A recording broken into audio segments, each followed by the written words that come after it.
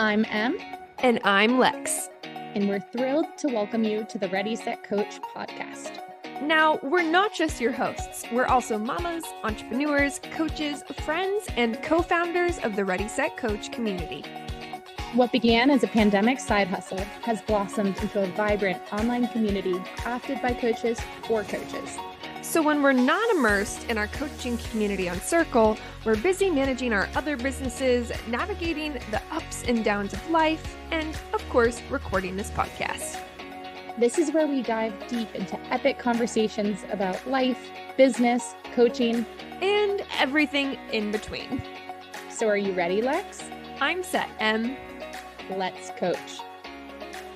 Oh, you make me laugh, Lexi Smith. Whoa, you're making me seasick, Emily Merrill. You're Why am I moving- seasick? You were moving your computer like back and forth, back and forth. You're giving me sea legs because you know what's funny? I think of the East Coast, which is where you are, as sailboats. I'm not on the East Coast. Wait, you're not? No, I'm in Michigan. That's north. That's the Midwest. Well, here we go. She kept saying I was in the East Coast. She's like, "You're so East Coast. You're so East Coast." I'm like, "That's cool." My brain, you're in the Hamptons. No, I'm in Michigan. I'm in northern Michigan. I'm actually like closer to Canada. I'm like now she's looking at a map.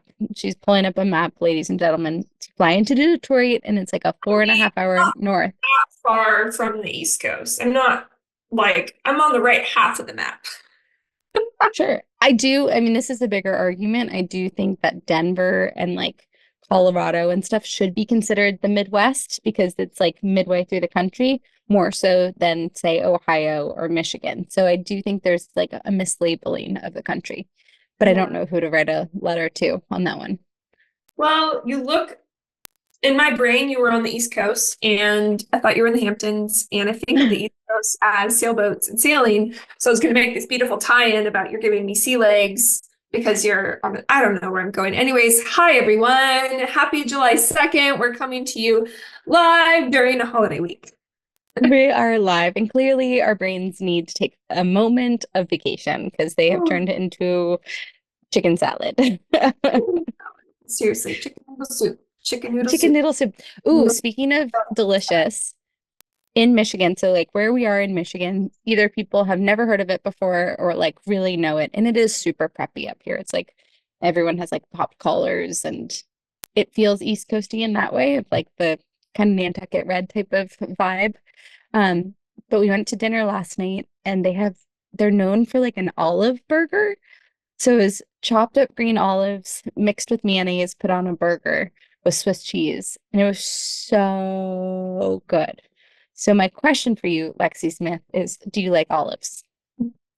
I used to put them on my fingers as a kid. The best, yeah. I would say I don't love them. My husband, that's one of his biggest guilty pleasures, though. So we always have a jar of olives. But I'm never tempted to have any. Love olives. And Greg hates them too. He thinks I love all of them. All of them. There you go. That's better. Yeah. I love all of you too. You're sharper than I today. That is for sure. How is your plate? Fine after this. It's gonna go. It's earlier. It is weird when you are in the East Coast time zone and it feels like you are like 17 hours ahead, but then so many hours behind at the end of the day. You know, where I'm like, oh my God, I have so much still to do, but it is dinner time and I must eat food. You must eat food. Food is good. Yeah, it's one for you, basically, right? Yeah, it's one. So I'll have a chicken salad sandwich after this. Salad sandwich. Speaking of, how are we going to do this? Of choppy situations like chicken salad, because you chop a chicken salad. We're going to talk today about we don't actually have a title, but basically some challenging situations that we have overcome with clients. We're going to do like real life things that happened to us and how we handled them. What's a good title for that? Everything in the kitchen sink with clients. Well, anyways, maybe we'll come by the end of this episode, we'll have our title. So basically, here's what we're going to do, guys. We're going to talk through, Emily and I, before this episode brainstormed a list of some of the more problematic client situations we've had to maneuver. Okay, so the less fun ones, the ones that come up that give you anxiety, the ones that are like, holy crap, the first time you encounter them, it's like kind of like your world's ending. The more you're in business, the more you go to expect. But we're going to kind of break down, we're not going to name names. We'll just call everyone Karen. Everyone's a Karen in this episode. And no offense to any Karens out there. Karen, you're great, but the Karens we're talking about, not the best. So Emily, why don't you kick us off with one of your first Karen clients and tell us what happened? Wait, I just really quickly have to tell a story. My friend, when she dates, goes on a shitty date. She puts them in her phone as a McDouche, like John McDouche or like Brian McDouche. So then she has like McDouche families and she knows not to actually respond to their text messages. So these are the Karens of our family. Yes. The Karen McDouches. So yes, I will talk about, actually, this was like one of my very first coaching clients, maybe third, fourth, fifth, and I made an exception and I didn't give her, usually what I would do like a certain deposit and then you could do payment plans from there, and I didn't do that. And maybe like our fifth session, she was like, I can't pay for you anymore. I was like, cool. Like, I've just given you free coaching, essentially. So we dissolved the contract, we let go of the contract, and I then had to like follow up with her for a certain amount of payment after the fact. And it was such a frustrating feeling because I had respect for this person, and then I lost a lot of my respect for her. And then I also hated having to follow up and chase money. Okay, let's break this down a little bit. So the scenario was you've been coaching a client and all of a sudden she said she can't pay. Yet you've signed a contract, you're in agreement, you've already provided her services. So what was the first thing that you did when she literally said that to you?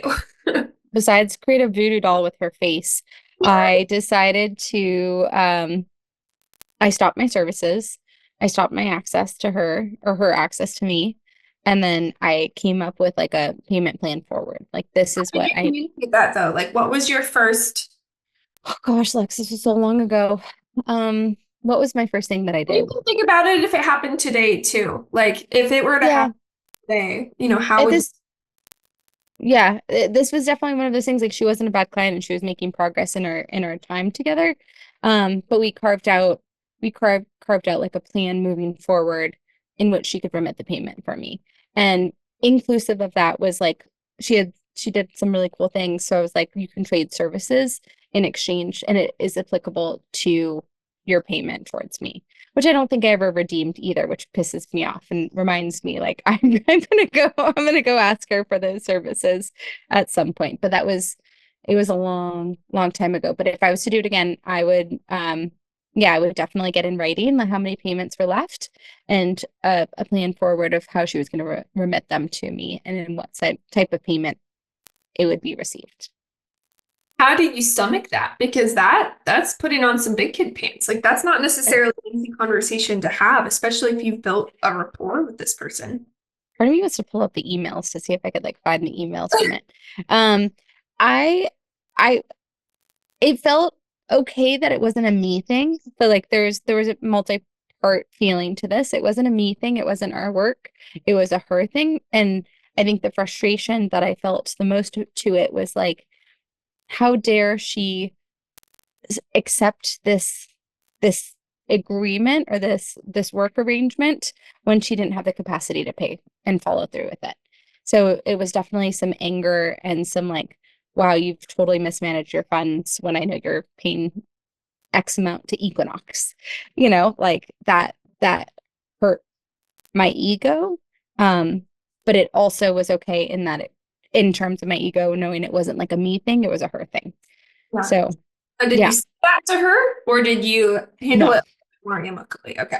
I handled it more amicably. Like, I probably could reach out to her now, and I don't think there would be any, I don't think she'd be scared of me or anything. Hopefully. Yeah. Hopefully not. Okay. So we're going to do this to each other. Okay. Yeah. I'm going to recap what I heard, and then we'll move on to one of my situations. So what I heard, just so everyone listening, Emily's client situation was she'd been coaching, they had a great rapport. The client's like, yo, I can't pay anymore. So what you did was you did stop services and you got creative in how she could complete her payments. So you did still pursue payment exchange. Yeah. For services rendered. Yes. Okay. All right. Correct. No. Yeah. And I wasn't like, we must continue working together and you must come up with the money. Like I was like, all right, bless and release, and we're going to move on. I hope you get your shit together. So how about you, Lex? What was your first Karen? Karens, guys. The first Karen that I wanted to bring up is kind of similar, but a little bit different. So context, this was very early days of coaching. And at this point in time, I had a very regimented curriculum-based program, one-on-one. And I had seen a ton of red flags with this client before she signed. But again, early day entrepreneurship, I was chasing the money more than I was realizing that I shouldn't do that and I should own the power of no. But lessons learned, I think we go through these things for a reason. And she goes through the first training of my curriculum and she comes at me with the most nasty spewing, like, this is not helpful. This is like, I'm way above this, like, blah, blah, blah, blah, blah. And I'm not going to lie. I was shook.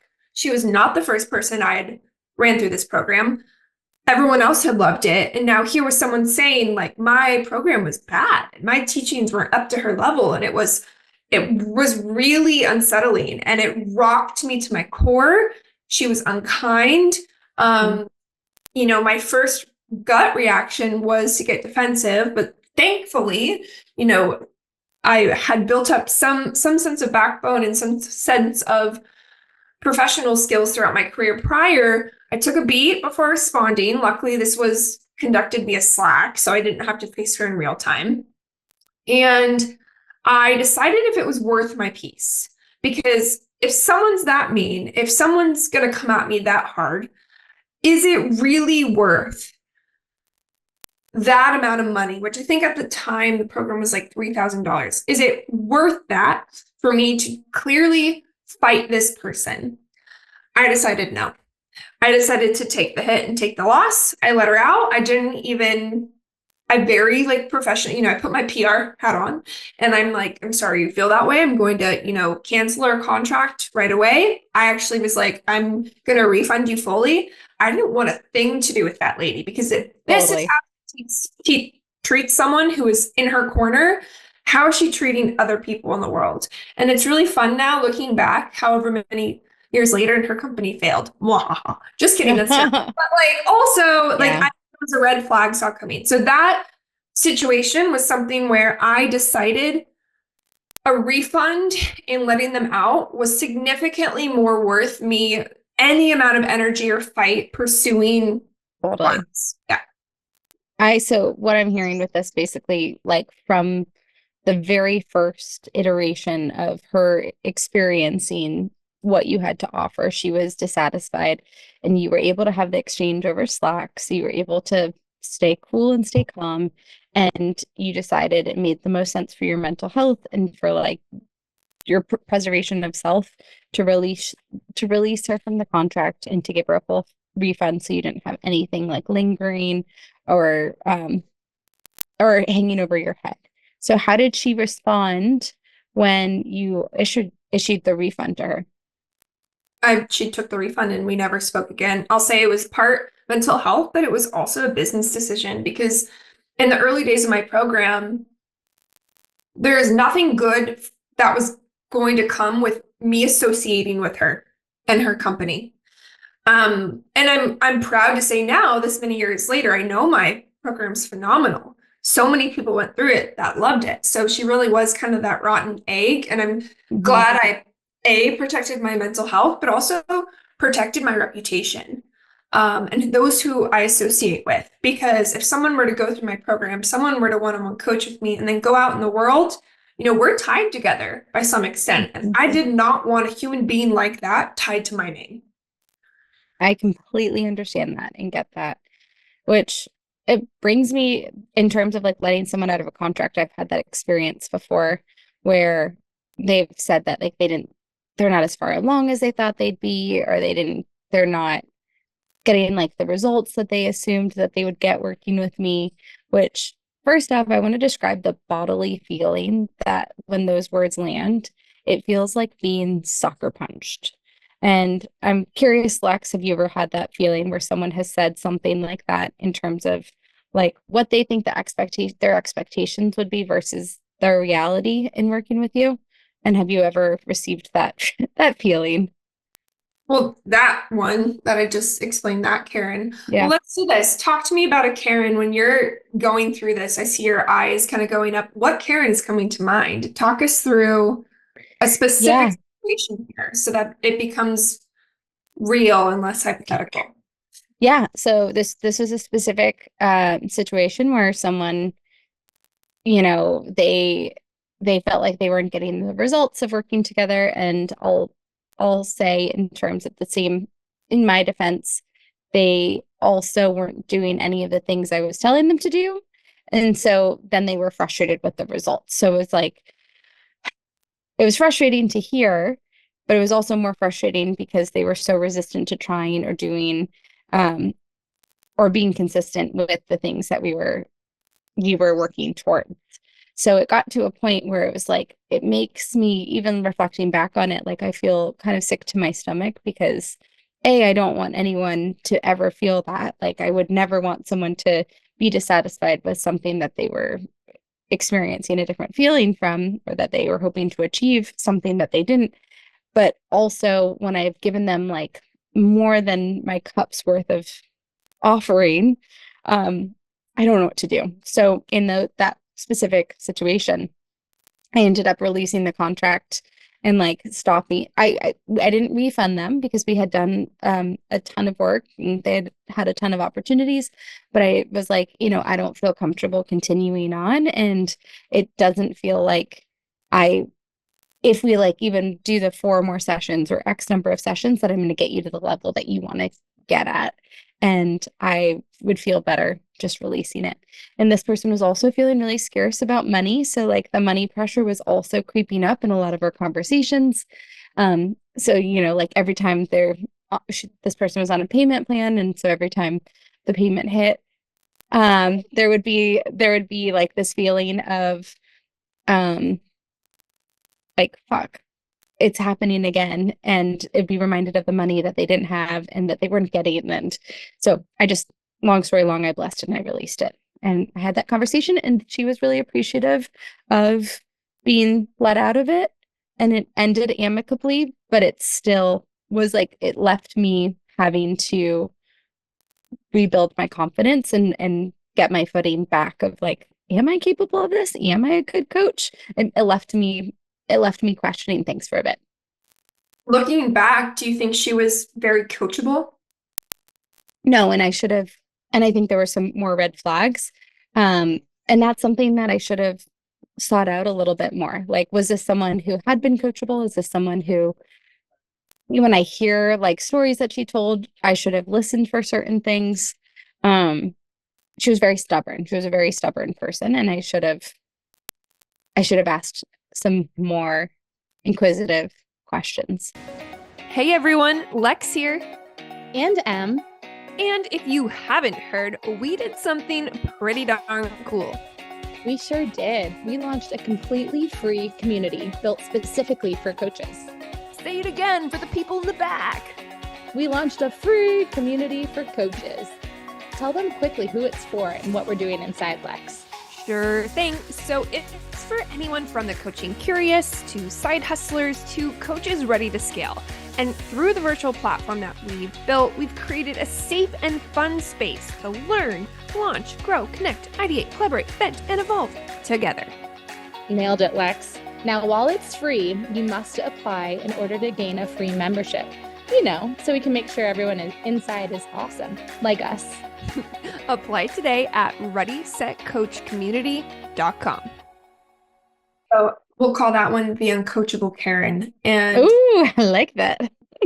we talked about the unsatisfied Karen. Now we're talking a little bit more about the uncoachable Karen. And actually, there was a conversation inside the Ready Set Coach community. Context, if you're not in the community, first off, what you doing? Get in there. We have a channel called Client Support Group, where because we're in a community full of coaches, if you're encountering a given issue with a client, we ask you to not use their name. You can bring it to that chat group and other coaches can help you workshop how to solve. And this is one that came up recently in a little bit of a different way. It was they're working with a company and the company had paid for some of their employees to receive coaching access. So the person this coach was coaching didn't even necessarily want to coach, right? So she was an uncoachable Karen. So I think there are some flags we can set up ahead of time or some questions. You get better at time, understanding your own craft. Let's say health coach, for example, you can tell them, eat these healthy snacks, do this X, Y, or Z. But if at the end of the day, they're still sitting and watching Netflix for 10 hours, like there's only so much you can do. One of our favorite sayings in coaching is you can lead a horse to water, but you can't force them to drink. I've seen this come up. It's been a while, but because I've gotten better at really, really narrowing in who I work with, but it has to be so clear to me that this person wants to do the work. It has to be an equally wanted partnership. This can't be something I talk them into, because if I talk them into or I force them into like giving coaching a try, that often is when we result with an uncoachable Karen. So the opposite of that is someone who is ready for this, is someone who wants this, and sure, they might have some price objections, but they're ready and willing and wanting to do the work. Because if not, like you can be the best coach on the planet, coach out your little tail off. But if at the end of the day, they're not in a mindset state to receive and act, then yeah, they're not going to get results. For me, this looks like, in the PR coaching realm, if I share with them, it's going to could take 90 days and let's send out like, I'm just throwing an example, like 10 pitches ratio to everyone received, but they only send out one pitch and then they just decide PR is a failure. Like, that's not on me. If you're not going to show up and do the work, soapbox done. So the uncoachable Karens, basically. I love that you said that. I think that is so true. And to your point, so it's like when they are not doing anything that you're telling them to, and then they're frustrated with the results. Let's talk about argumentative Karens. Have you ever had them? Or negative Nancy Karens? Yeah, and it's funny doing this exercise because a lot of my brain, I think, is like, let me delete these people from your memory bank so you don't resurface them. So this is a trip down memory lane. Yes, I have had the argumentative, I've had the combative Karen, I guess you would call them. And yes, and you feel it like before you go into every session, you're like taking deep breaths because you're like, I'm going into war, or I'm going into to be battered, where they're like, oh, I did the thing that you told me to do and it didn't work. Yeah, you got me into Forbes, but I thought I would get more inquiries, or like, blah, blah, blah. And you're just like, mother effing effer. And this is so hard. So I think I think the hardest thing about having an argumentative client is not sinking to their level, and not sinking to a level of like arguing back, but just like letting them, treating it kind of like business therapy, where you're like letting them say their piece and then unpack whatever is happening in their brain. What about you, Lex? Have you had like a specific client that comes to your mind? I think more like they have Karen moments. I've had moments, and how I like to handle those is, I like the word you said, unpack, is I meet them with questions. I try to get a little bit more to the root. So let's play this example out. Let's say we're deciding, or I'm advising, because I will say both you and I am, our style of coaching, because we're in the business and marketing space, also is a little bit advisory. So it's not purely question based. So let's say we advise do something and they meet it with resistance. I might go, so let's say social media. Like, I think it'd be really great for you to like lean in and do some reels on social media. And they go, I hate social media. I've tried that. I lean in and ask some more questions. I'm like, if you don't mind, I'd love to kind of explore a little bit. If they say no, by the way, then again, there's only so much you can do. But in theory, Mhm. hopefully, through a series of thoughtful question asking, you can get them to Mhm. uncover what the real objection is. And it could be, they're self-conscious because all their friends from high school can see them, or they tried once and took them 3 hours and they only got 10 views. So they now think it's a whole waste of time. There's usually something under when they get argumentative, whether it's you've triggered them or it's a poor past experience. So I think it behooves you as a coach to kind of lean in a little bit when that happens. But also on the same time, protect your own boundary and then recognize if they're slipping in to an uncoachable Karen moment.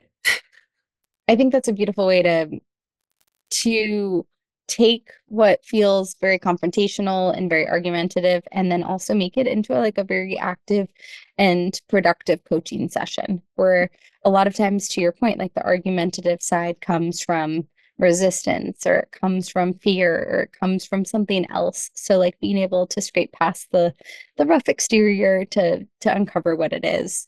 It's not fun to receive as a coach, but that's also your work as a coach is to strip past that. Yep.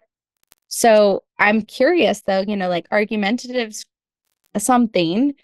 It's not great, but it's something. What about when you have a client that doesn't come prepared or doesn't have a problem to work on or to workshop or doesn't fill in the check-in form before your session? Silent Karen, or what do we call her? Like Mm, what do we call her? catatonic Karen. You know what? This has actually happened quite a lot to me. Mhm. And it used to freak me out. And I used to overcompensate early on. I was like, oh, like they don't have a problem to workshop. What am I going to do? I'm going to fill dead space. I'm almost going to like create a problem so that we have something to talk about. And the reframe I had at some point through coaching, twofold. Part one, if they're coming to the call feeling good and they're feeling confident, then our work is in the right direction. So if that's the case, I usually address it head on. I'm like, do you have something you want to workshop through today? Or would it be a better use of our time to co-work? Or would it be a better use of our time to reschedule? Because I don't want to sit here. I'm pretty direct. I don't want to sit here and like force you to have a conversation. If you're feeling good, that's a huge win. Like, let's lean into that. And if next week, for example, something comes up, we can address it then. But rather than fill space, which is how I Mhm. used to act, I now choose to address it head on and see if there's a better use of both of our times. I What like about that. you? Yeah. No, What I about you? like the productivity angle. I will typically, I'm trying to think of like an example. Mm-mm-mm. I would probably revisit their homework and be Yeah. like, do you have any questions about that homework? Or I see you didn't finish this in your homework. Did you get stuck in a particular area? A lot of times people get tripped up and then like we'll talk about that. I would also then reflect back on like what has been working. We've been working together the last 6 months. Like let's talk through some of the things that you may have implemented. Like how did this go? I know I gave you a lot of homework. Yeah, and kind of just pull from the past to feed the future. That's so great. I think it's a really great point too. And if you know they've been procrastinating on something, or again, this depends on your line of coaching. If there's something you could do productively together, at least offering that. For me, it could be, do you want to work through like that Forbes pitch that, we haven't done yet? Yeah. We could use that time. But at the end of the day, I actually kind of mind boggles me when people do this because they're paying for something and they're the ones not fully Benefiting from their own money that or they're like leveraging the full experience. And you for guys, sure. that's not on you. Yeah, It's 1,000%. And I noticed that even myself, like in a coaching container, like I'm like, oh, I'm gonna use Slack so aggressively. I'm gonna be the most annoying person. And then I like totally don't. And they're like, hi, just confirming you're still alive. And I'm like, oh yeah, permission to like unload all my stuff here. So my bad. Oops. Which brings me to also how frustrating it is when people don't do the homework. Like when people, you as a coach, and I think a lot of coaches provide homework, but like it takes me sometimes like an hour just to prepare homework that is so tailored and perfect for particular client. And then when I hear them being like, oh, they don't feel like they've achieved what they wanted, and I realize that they haven't done any of the homework, I just want to I want to scream into a void. Yeah, it's so true. I'd say when those scenarios, especially when I had that regimented curriculum program, I would take the approach of understanding why. Did they not think it was going to be useful? Are they feeling like they don't have time? Like, what is preventing them from doing it?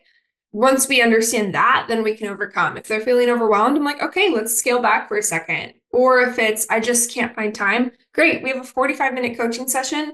Let's take the next 15 minutes and bang it out. Like coming up with solutions, or if they truly, at the end of the day, just aren't going to do it. Again, you can lead a horse to water, but you can't Not on force you. it. Yeah. 1,000% agree. Oh, and then can I tell you my biggest pet peeve or my biggest Karen Yes.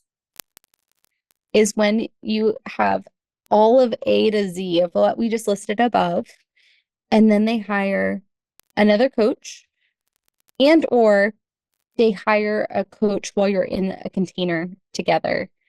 And then they will bring the advice from the other coach and kind of like use it as their argument and be like, well, my coach so-and-so says that this is not how you should be doing it.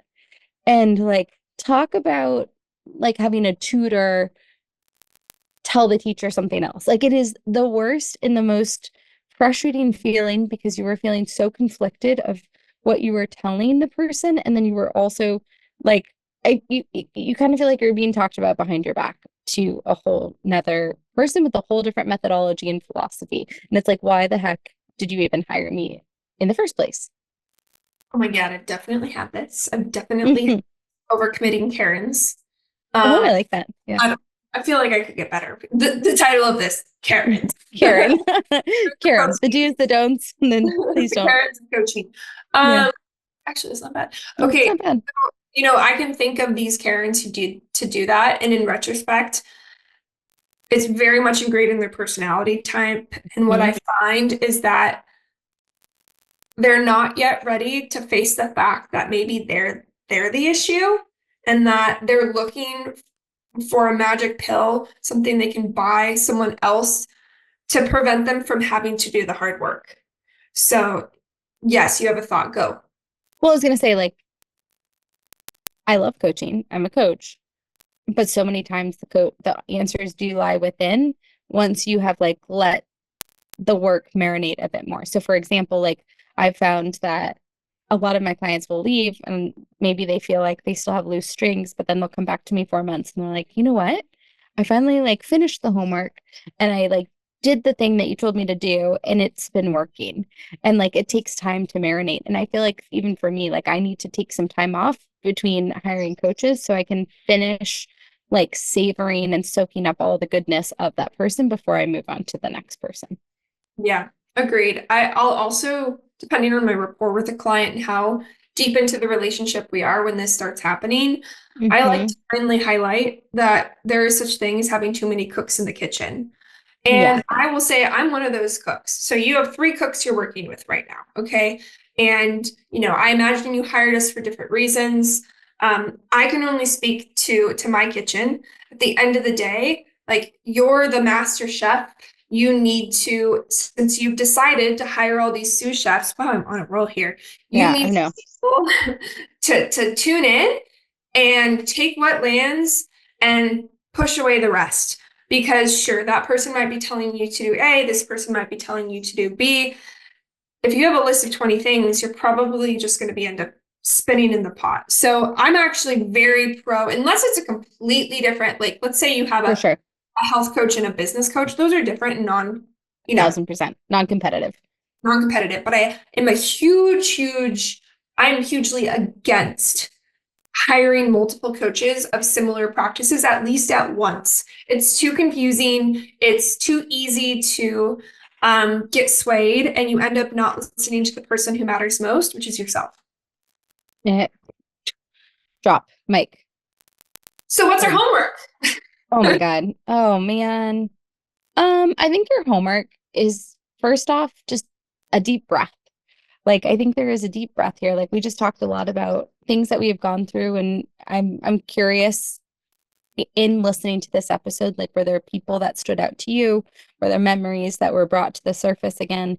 So just take a deep breath and let's release it, because those Karens are Karens of the past, and the Karens of the past were also gifts for you to learn on.